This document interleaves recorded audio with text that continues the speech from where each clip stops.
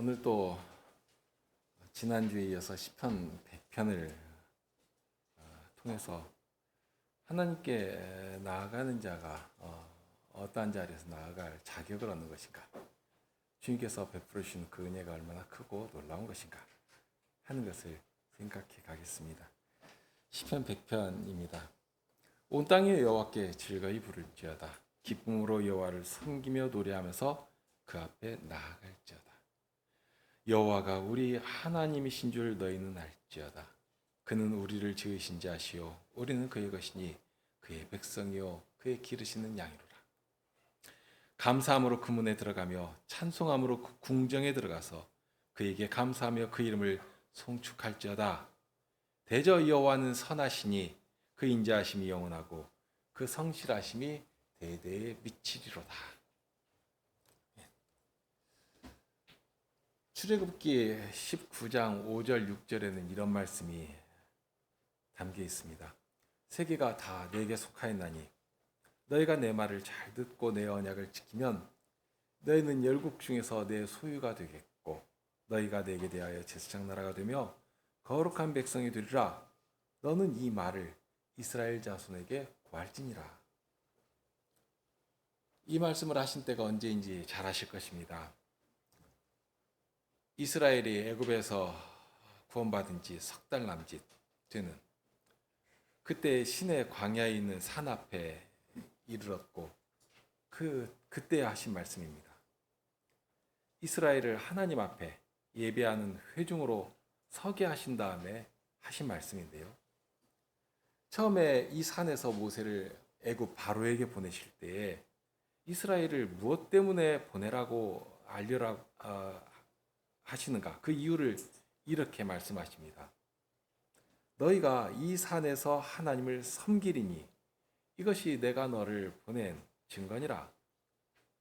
결국 여호와 앞에 이르러서 예배하도록 보내라 하고 바로에게 명하라고 하십니다. 결국 하나님을 섬기는 백성으로 세우시려는 그 목적을 위해서 애굽 위에 하나님의 강한 표를 펼치시니까 그 세계 최강이라고 하는 그 강대한 나라 애굽도 아주 꼼짝을 못하고 하나님께 굴복하였습니다. 하나님께서 이스라엘을 승리한 군인처럼 애굽에서 나오게 하시고 그러고 나서 하나님을 예배하도록 이 산 앞에 모이게 하신 것입니다. 바로 그 자리에서 여호와께서 친히 하신 말씀이 이 말씀입니다. 내 소유가 되겠다 하는 말씀. 그리고 더불어서 내게 대하여 제사장 나라가 되고 거룩한 백성이 될 것이다 하는 말씀을 이어서 하십니다. 이사야서 40장 10절 11절에는 이런 말씀이 있습니다. 보라, 주 여호와께서 장차 강한 자로 임하실 것이요 친히 그 팔로 다스리실 것이라. 보라, 상급이 그에게 있고 보응이 그 앞에 있으며 그는 목자같이 양무리를 먹이시고 어린 양을 그 팔로 모아 품에 안으시며 젖 먹이는 암컷들을 온순히 인도하시리로다. 여호와께서 만국 백성을 향하여 주의 백성들을 구원해내실 때는 아무도 모르게 무슨 도둑질하듯이 그렇게 몰래 하지 않으십니다.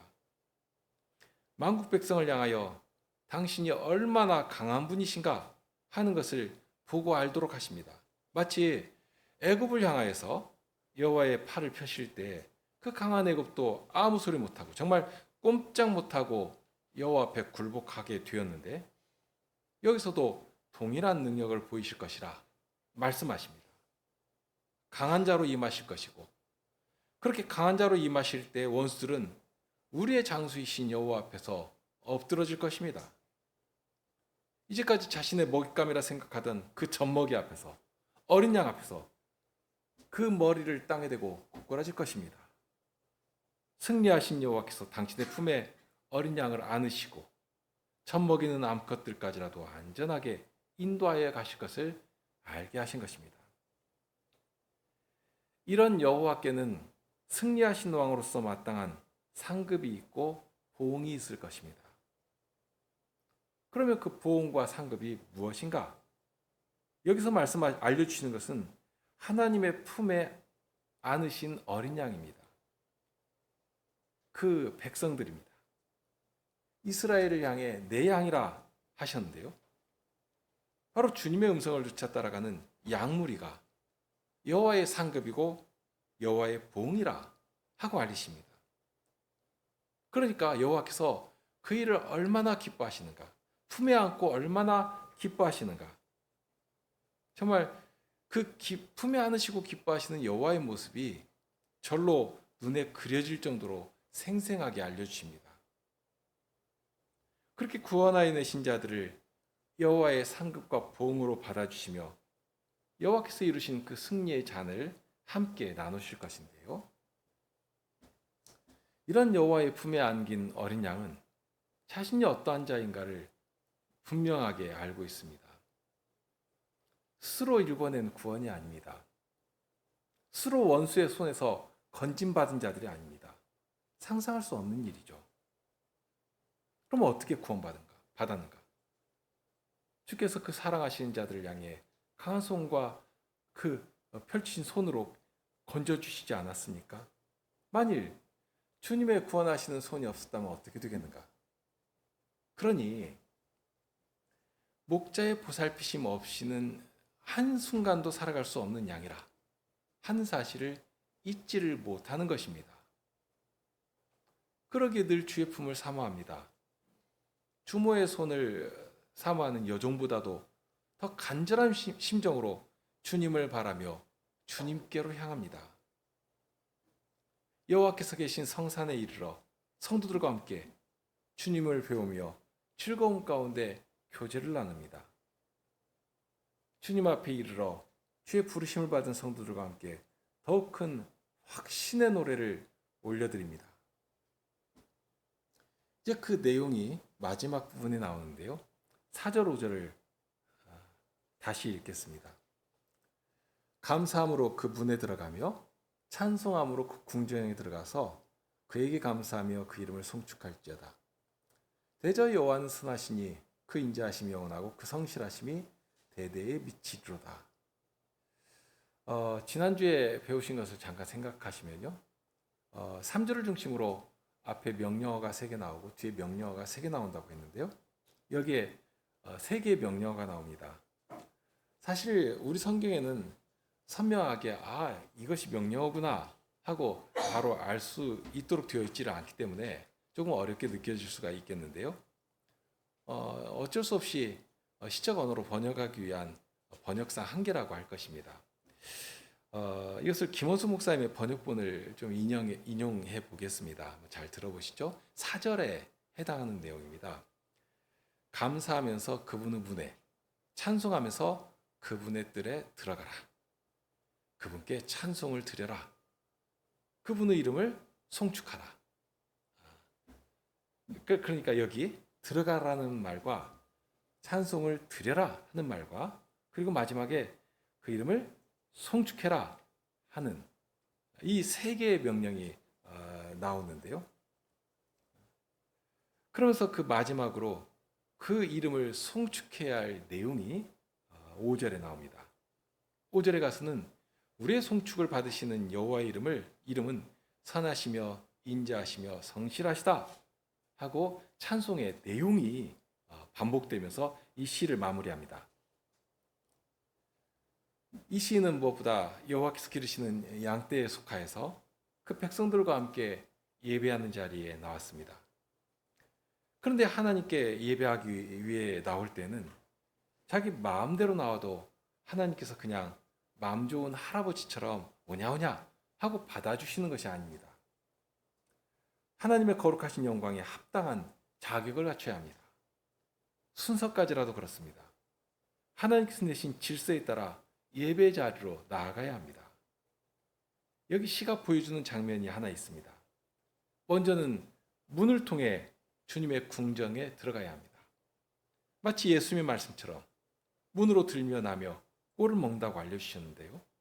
반드시 양의 문을 통해서 오늘날 그 양의 문이 누구신가를 우리는 알고 있지 않습니까? 그 문을 통해서 들고 나며 꼴을 먹어야 합니다. 여기 양이 그렇습니다. 주께서 세우신 그분의 문을 통해 들어갑니다. 그리고 들어가는 곳이 어디인가? 다른 곳이 아니라 주님의 궁정입니다. 여호와께서 계신 성전의 뜰로 들어갑니다. 이런 성전의 뜰은 아무렇게나 들어가면 되는 것이 아닙니다. 반드시 주님께서 명하신 예물을 가지고 나아가야 합니다. 예수님의 비유에 나온 것처럼 왕의 잔치에 합당한 예복을 입어야 합니다. 만일 그 왕이 예비하신 예복을 입지 않으면 어떻게 되는가? 아무리 목욕제기하고 자기가 준비한 최고로 멋진 옷을 입고 예를 갖추면서 나갔다고 할지라도 왕이 준비한 예복을 입지 아니하면 그 자리에서 쫓겨나게 됩니다. 그 자리는 왕이 계신 자리이고, 그러니 왕이신 하나님을 아련할 만한 정말 의롭고 정결한 그런 예복을 입어야 합니다.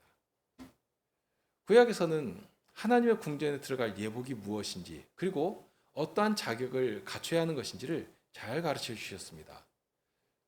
구약 성도들이 아직 계시가 완전히 예수 그리스도 안에서 확연하게 드러난 때가 아니기 때문에 아직 잘 알지 못하지만, 그러나 그 자리에서 충분히 순종할 수 있도록 감각적으로, 그리고 감각적인 그 손으로 만질 수 있을 만한 실물 교육으로 가르쳐 주셨습니다. 짐승을 잡고 그 피를 뿌리고, 그러면 정결하다 하고 하나님께서 인정하시고 예배 자리에 서게 해 주셨습니다. 분명 짐승의 피로는 사람의 죄를 하나라도 씻어낼 수가 없고 용서받을 수가 없습니다. 그건 구약 백성들도 알았거든요. 하지만 하나님께서 예비하신 온전한 제사가 있을 것이니까, 앞으로 이루실 영원한 제사가 예비되어 있다는 사실을 알기 때문에 하나님께서 친히 이루실 그 구속의 은혜를 사모하면서, 다만 오늘 우리에게 오고 하시는 그 순종이 뭐냐 할 때에 하나님께서 명하신 대로 믿음을 가지고 순종하면서 나아간 것이고, 그렇게 순종하며 나올 때에 하나님께 나올 길을 열어주시고 만나 주신 것입니다. 이것만이 아니라 시편 15편 1절에 보면 누가 이 복된 산 성산에 오를 수 있는가 하는 것도 구체적으로 알려주신 말씀이 나옵니다. 여호와여, 주의 장막에 유할 자 누구며 주의 성산에 거할 자 누구오리이까? 정직하게 행하며 공의를 일삼으며 그 마음의 진실을 말하며 그 혀로 참소치 아니하고 그 벗에게 행악지 아니하며 그 이웃을 회방치 아니하며 하고 말씀합니다. 그러니까 적극적으로 갖춰야 할 자격도 알려주셨습니다. 이것은 신약에서도 마찬가지인데요. 요한계시록 21장 17절에 보면 21장 27절에 보면 이런 말씀이 나옵니다. 무엇이든지 속된 것이나 가증한 일 또는 거짓말하는 자는 결코 그리로 들어오지 못하되 오직 어린 양의 생명책에 기록된 자들 뿐이라 하고 가르칩니다. 그러니까 그냥 나오기만 하면 다 받아주고 그냥 하나님의 나라에 거할 수 있도록 자리를 마련해 주시는가 하는 것이 아닙니다. 하나님께 나올 때에는 하나님께서 정하신 길이 있고 반드시 그 길을 따라 순종하며 나오는 자를 받아주시는 것입니다. 그러니 이런 말씀을 들려주시고 알려주실 때라도 그 말씀을 무시하고서 그냥 자기 편한 대로, 자기 눈에 보기 좋은 대로 나온다면 오히려 하나님의 거룩하신 의로 그를 충돌하시고 그 자리에서 쫓아내시는 것입니다. 예수님의 비유에 나온 것처럼 친구여 어찌하여 예복을 입지 않고 여기 들어왔느냐 하고 책망하시면서 그의 수족을 결박하여 어둠 가운데로 던져버리시는 것입니다. 그러니 하나님의 말씀을 따라 주의 구원을 사모하며 여호와의 궁정에 이른 사람들은 자신의 모든 것을 주님 앞에 드리며 하나님을 찬송합니다. 선지자를 통해서 알려주신 것처럼 하나님께서 우리를 왜 불러주셨는가? 나의 찬송을 부르게 하려 함이라 하고 알려주셨지 않습니까? 그러니 나에게 입술을 지어주신 그 하나님을 향해 나의 모든 것을 드리면서 하나님을 높이며 하나님의 어떠하심을 찬송하게 되는 것입니다. 힘을 다해 노래하며 소고를 치며 재금과 나팔로 주악하며 기쁨으로 여호와께 나아가 찬송하는 것입니다. 뿐만 아니라 하나님을 찬송하는 사람은 하나님의 이름을 송축하게 됩니다. 주님의 이름을 송축할지어다 하고 했는데요.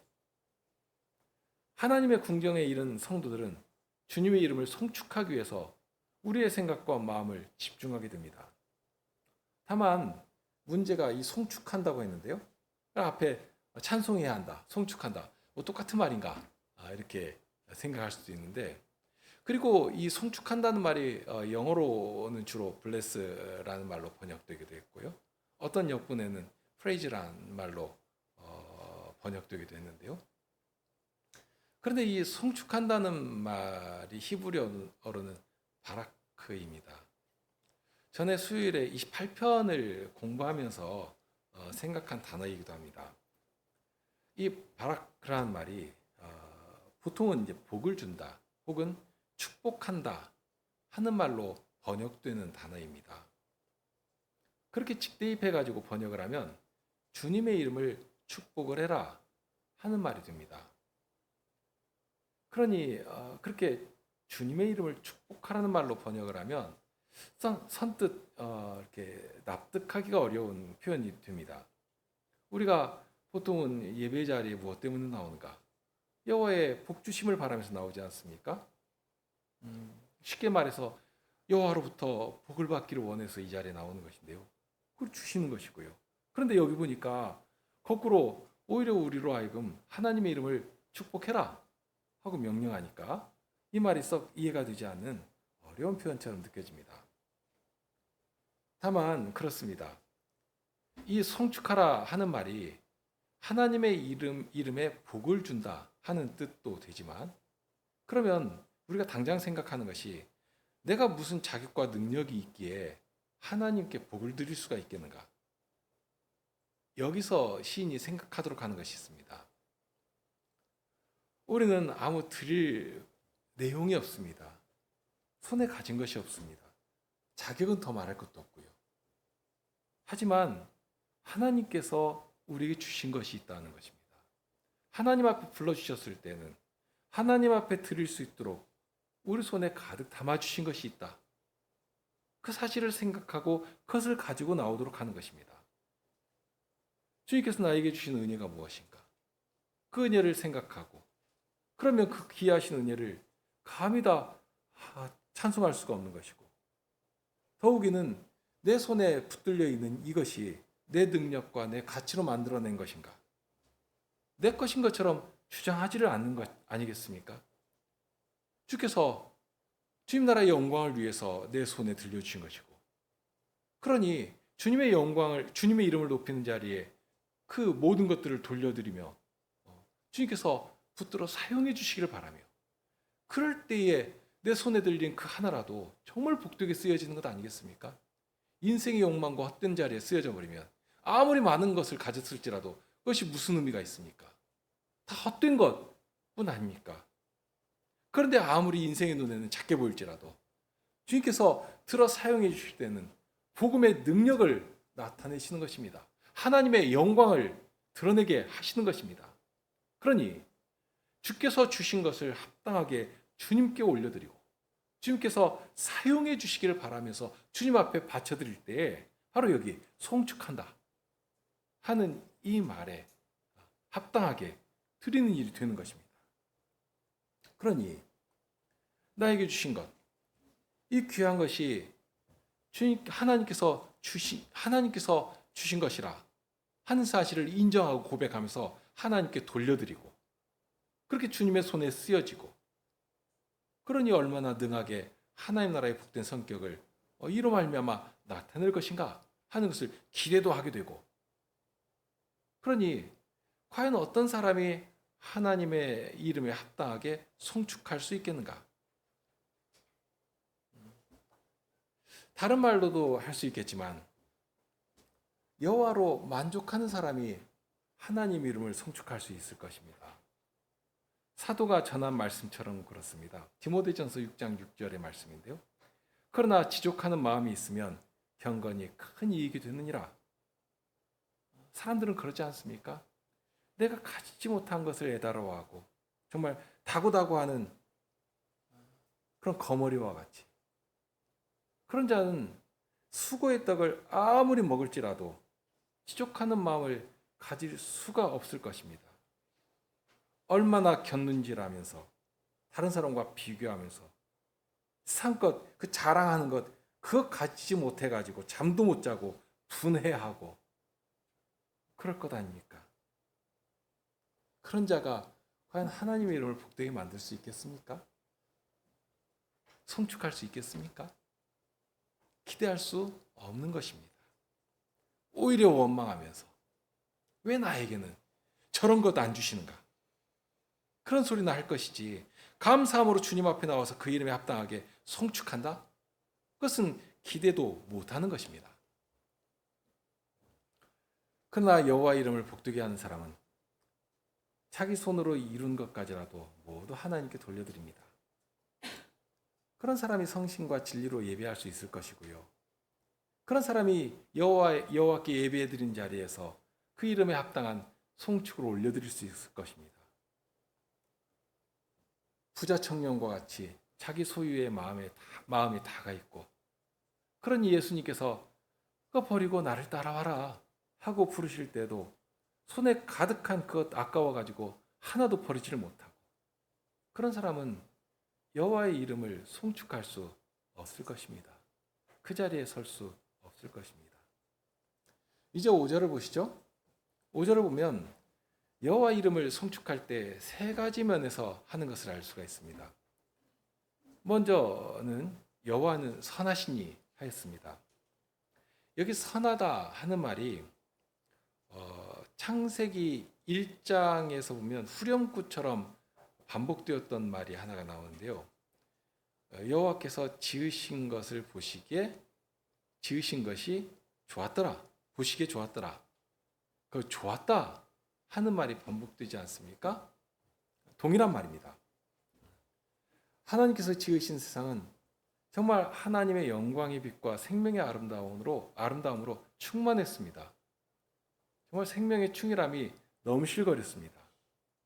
단순히 무기질적인 어떤 모양 탁 만들어 놓고서는 구경하듯이 객관적으로 보시면서 야, 참 잘 지어놨는데, 참 잘 만들어 놨는데 하고 하신 것이 아닙니다. 하나님께서 보실 때 선하니까 여기서 중요한 것이 그렇습니다. 이제 하나님께서 목적하신 영광된 자리가 있습니다. 그 영광된 자리가 무엇인지를 우리는 알고 있지 않습니까? 그리스도로 말미암아 하나님의 영광이 가득한 만물 가운데 충만한 자리까지 이르는 것인데요. 그런 영광된 자리를 향해 이 태초의 때부터 그 영광된 자리를 향해 거침없이 달려갈 준비를 다 마친 것입니다. 그러니 하나님 보실 때 무슨 부족하거나 결핍이 있는 거거나 그런 것이 하나도 없이 정말 선하다 하고 하실 만큼 그런 상태가 된 것입니다. 이처럼 선하심은 영광된 목적지를 향해 있습니다. 그래서 하나님의 선하심이라고 할 때는 주로 인자하심과 함께 사용됩니다. 5절에도 그렇지만 시편 23편에도 보면 주의 선하심과 인자하심이 나를 따르리니 하고 되어 있지 않습니까? 136편에도 보면 그는 선하시며 그 인자하심이 영원하미로다 하고 이렇게 쌍처럼 붙여서 함께 노래합니다. 그러니까 하나님의 선하심의 핵심이라고 하는 것은 언약의 신실하신 하나님께서 주의 백성들이 하나님 앞에 가까이 나오도록 모든 구원을 이루어 가시는 데 있습니다. 이스라엘 백성들이 주님의 이 선하심 가운데, 그 은혜 가운데 구원받아서 예배하는 회중으로 주님 앞에 이르게 하시는 것이고요. 바로 그 일을 이루시는 것이 하나님의 인자하심입니다. 그러니 주의 선하심은 추상적인 것이 아닙니다. 신자가 매일 생활 속에서 맛보고 경험하는 것이고요. 그렇기 때문에 시인은 여호와의 선하심을 맛보아 알지어다. 맛보아 알아야 된다. 하고 전하기도 했습니다. 이렇게 여호와의 인자하심과 성실하심은 선하심과 인자하심은 쌍으로 되어 있는데요.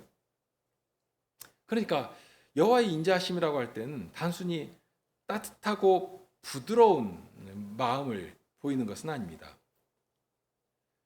여호와의 인자하심과 성실하심이라고 할 때 이 인자하심은 여호와께서 당신의 언약을 기억하시고 성실하게 지켜 행하시는 것을 말합니다. 여호와께서 목자가 되셔서 그 양을 결코 잃어버리지 아니하시고 인도하여 내시는 일이 어디에 달려 있는가? 하나님께서 주의 백성들과 맺으신 그 언약에 달려 있습니다.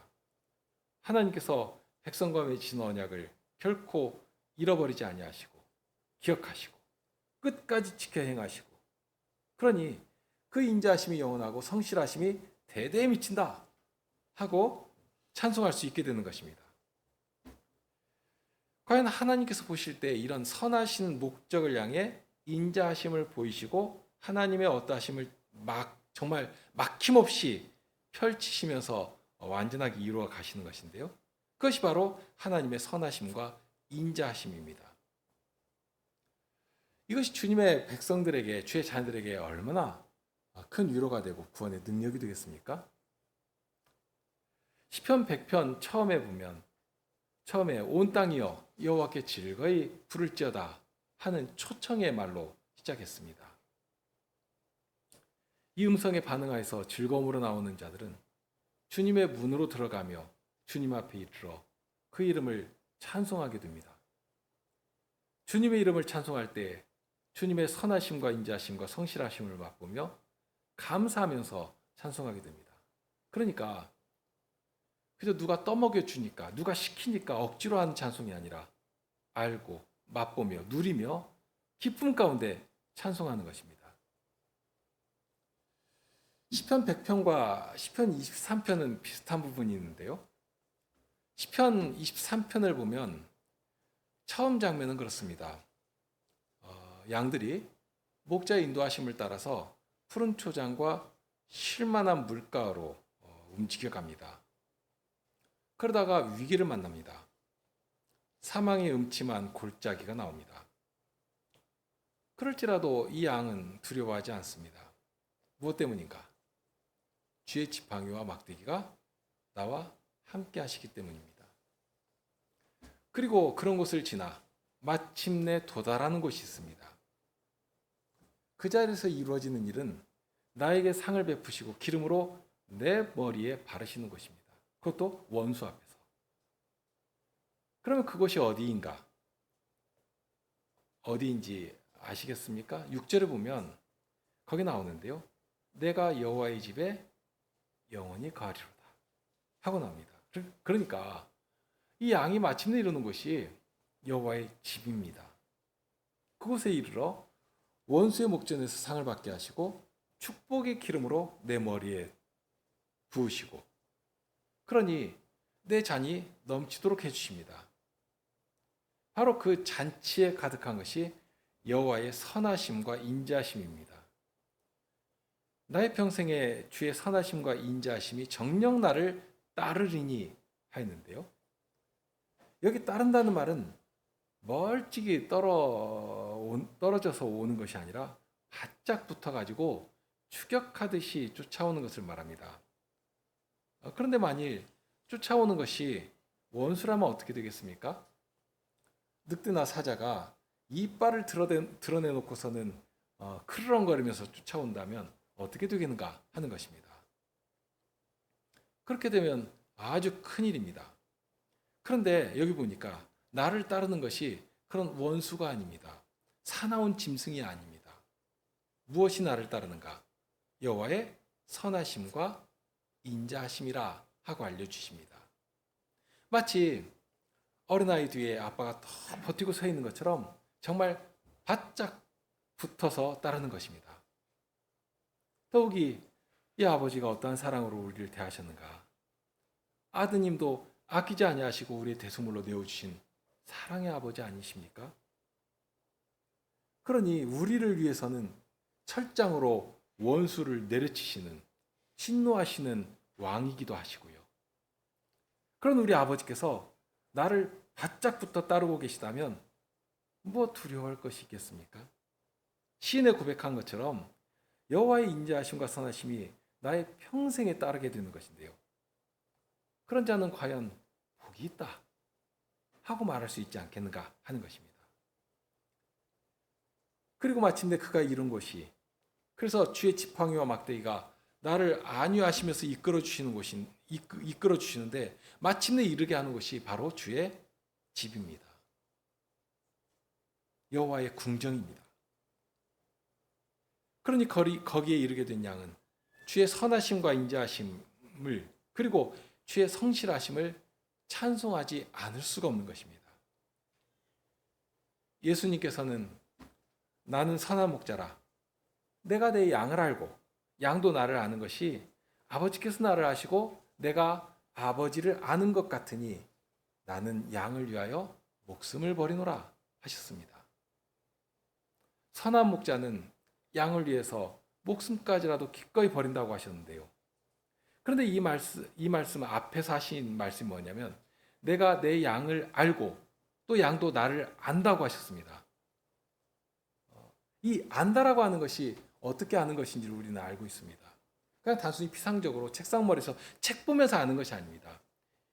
관계 속에서, 인격적인 사귐 속에서 그 관계가 더욱 깊어가는 것을 말합니다. 마치 자녀들이 부모를 아는 것처럼, 남편이 아내를 알고 아내가 남편을 알아가는 것처럼 그런 사귐 가운데로 참여해서 서로를 알아가는 것입니다. 그런데 어느 정도로 깊이 알아가는 것인가 할 때 이 말씀에서 알려주신 것 하나가 아버지께서 나를 아시고 내가 아버지를 아는 것 같이 하고 하시는데 그 깊이와 신비가 얼마나 큰 것인지를 감히 다 헤아릴 수가 없을 정도입니다.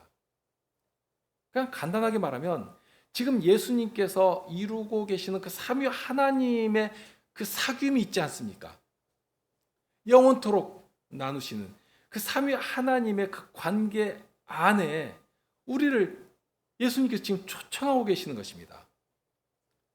예수님께서 오직 성부 하나님의 뜻 안에 당신을 온전히 내어주시면서 그 영으로 친히 우리의 구원을 이루어 가시는 그 영원한 교제의 자리에 우리를 부르시는 것입니다. 얼마나 영광스럽고 감히 다 감당할 수 없는 특권입니까? 더욱이 이런 초청은 개인적인 것이 아닙니다. 성부와 성자와 성신 하나님의 사귐 가운데 우리가 들어가는 것입니다. 우리가 함께 그 교제의 충만 자리에 이르는 것입니다. 시편 3절에 그랬지 않습니까? 우리는 그의 것이니 그의 백성이요 그의 기르시는 양들이라.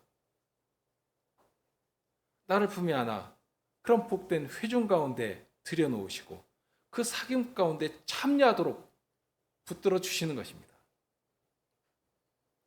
그러니 더욱 소망하는 것이 있습니다.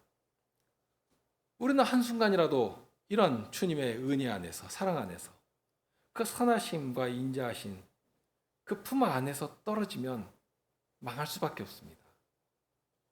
우리는 세상의 공격을 하나라도 스스로 막아낼 수 없는 자들입니다. 그런 나인 사실을 알기 때문에 그저 오늘 부르시는 그 부르심에 기꺼이 반응하여 움직이는 것이고요. 주님께서 가르쳐 주신 대로 여호와의 집에 이르기를 소망하면서 나의 순종 그 하나를 주님께 드리면서 살아가는 것입니다. 우리가 그렇게 주님 앞에 이른 것 아니겠습니까? 그렇게 순종하여 나올 때 주께서는 우리를 말씀으로 찾아주시고 위로하시고 그 선하심과 인자하심을 맛보아 알게 해 주시는 것입니다. 여호와의 선하심을 맛보아 알지어다 하고 하신 것처럼 바로 그 맛을 보고 과연 주님은 신실하시며 인자하신 하나님이시라, 우리의 목자이시라 하고 기쁨으로 찬송하게 해주시는 것입니다. 주께서 우리를 지으신 목적을 따라 여호와의 집에 이르러 그 이름을 송축한 자는 참으로 복 있는 자입니다. 거기에 참된 자유와 참된 기쁨이 있습니다. 기차가 철길에서 벗어나서 너른 들녘으로 달려보겠다고 한다고 해서 그것이 자유를 얻는 것이 아니라 오히려 망하는 길 아닙니까? 이 시인과 같이 감사함으로 그분에 들어가며 찬송함으로 그 궁정에 들어가서 그 이름을 송축해야 마땅합니다. 이것이 인생의 본분입니다. 그리고 주님의 인도하심을 따라 이르게 되는 영광된 자리입니다. 우리를 그 복된 자리에 이르게 하신 주님의 이름을 더욱 큰 소리로 송축해야 마땅할 것입니다. 우리 함께 시편 찬송을 하실까요?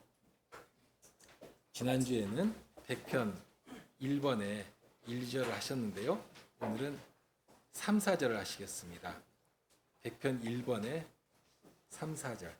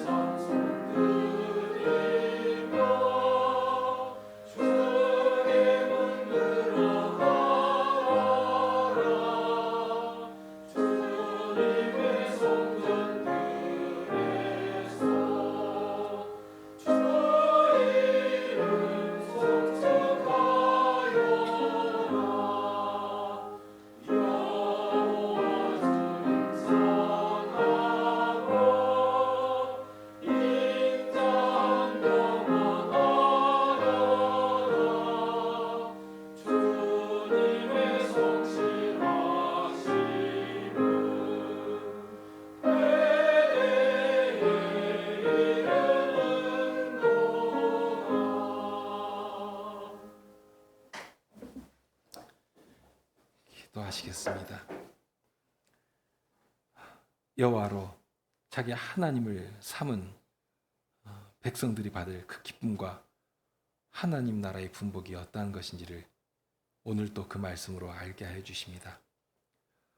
온 땅이 스스로 왕이 되려고 하고 하나님을 섬기는 일을 경멸하는 그런 시대를 저희가 살아가고 있는데 저희로 하나님을 알게 하시고 찬송하게 하시고 그런 저희에게 주님의 이름을 주시며 그 이름에 합당한 영광을 올리게 하여 주십니다.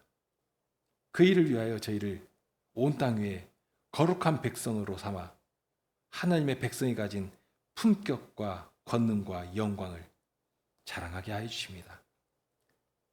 이런 주님의 초청 앞에서 혹시라도 죄의 유혹과 세상 가치 앞에서 흔들리며 주님의 이름을 부끄럽게 만드는 일이 없게 하여 주시고 더욱 주님의 선하심을 알며 의지하며 주님의 이름을 높이는 자들이 되게 하여 주옵소서. 그렇게 저희의 발걸음이 여호와를 나의 하나님으로 아는 자리로 이끌어 주시고 그리하여 주의 이름을 송축하는 자리로 더욱 힘있게 움직여 나가게 하여 주옵소서. 우리 주님 예수 그리스도 이름으로 기도합나이다. 아멘.